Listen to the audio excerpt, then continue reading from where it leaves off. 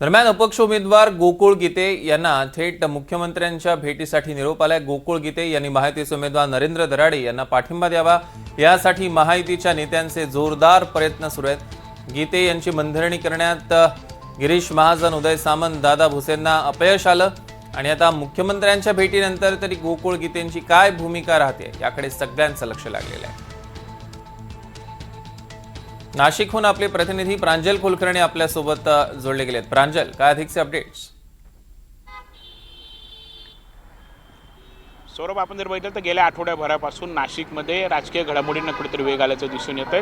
कारण सुरुवातीला आपण जर बघितलं तर नरेंद्र दराडे जे महायुतीचे शिंदे शिवसेनेचे अधिकृत उमेदवार आहेत त्यांना दोन म्हणजे एक भाजप बंडखोर प्रसाद हिरे आणि दुसरे गोकुळ गीते जे अपक्ष रिंगणात आहेत त्यांचं आव्हान होतं। मात्र त्यानंतर सर्व प्रयत्न करून झाले आणि 2 दिवसापूर्वीच प्रसाद हिरे यांनी निवडणुकीतून माघार घेत कुठेतरी या नरेंद्र दराडे यांना पाठिंबा जाहीर केला होता। मात्र असं असलं तरी अपक्ष जे आहेत गोकुळ गीते हे अजूनही निवडणूक लढवण्यावरती ठाम आहेत आणि त्यांचेच मनधरणीचे सर्वतोपरी प्रयत्न हे केले जात आहेत। शिंदे शिवसेनेचे उदय सामंत असतील, भाजपचे गिरीश महाजन असतील, यासोबतच दादा भुसे शिंदे शिवसेनेचेच मंत्री, हे तिन्ही मंत्री आपण बघितलं तर गेल्या आठवड्याभरापासून गोकुळ गीते असतील किंवा त्यांचे बंधू गणेश गीते यांची भेट घेत आहेत, बैठका या सुरू आहेत। मात्र काही केल्या गोकुळ गीते हे ऐकण्यास तयार नाही आहेत, निवडणूक लढवण्यावरती ते ठाम आहेत। आणि असं सर्व काही असतानाच काल देखील आपण बघितलं तर मुंबईमध्ये किशोर दराडे आणि नरेंद्र दराडे यांनी देखील मुख्यमंत्र्यांची भेट घेतली होती। एकनाथ शिंदे असेल उपमुख्यमंत्री यांची देखील भेट त्यांनी घेतलेली होती। आणि आता नक्की काय घडामोड घडते ते पाहणं महत्त्वाचं ठरणार असतानाच आज आपण जर बघितलं तर मुख्यमंत्री देवेंद्र फडणवीस यांनी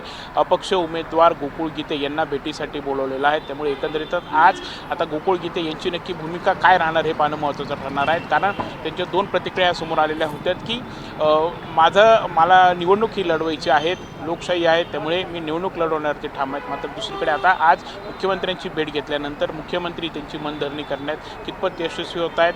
आज गोकुळ गीते हे नरेंद्र दराडे यांना पाठिंबा देणार की निवडणूक लढवण्यावरती ते ठाम राहणार हे देखील पाहणं तेवढंच महत्त्वाचं ठरणार आहे। त्यामुळे एकंदरीतच आता आजचा दिवस हा महत्त्वाचा असणार आहे। जर गोकुळ गीते यांनी पाठिंबा दिला तर नरेंद्र दराडे हे बिनविरोध आता करतात त्यांची घोषणा जी ती होऊ शकते। मात्र तसं झालं नाही तर 7 दिवसांवरती आता निवडणुका आलेल्या आहेत। त्यामुळे आजचा दिवस हा खरं तर महत्त्वाचा आहे।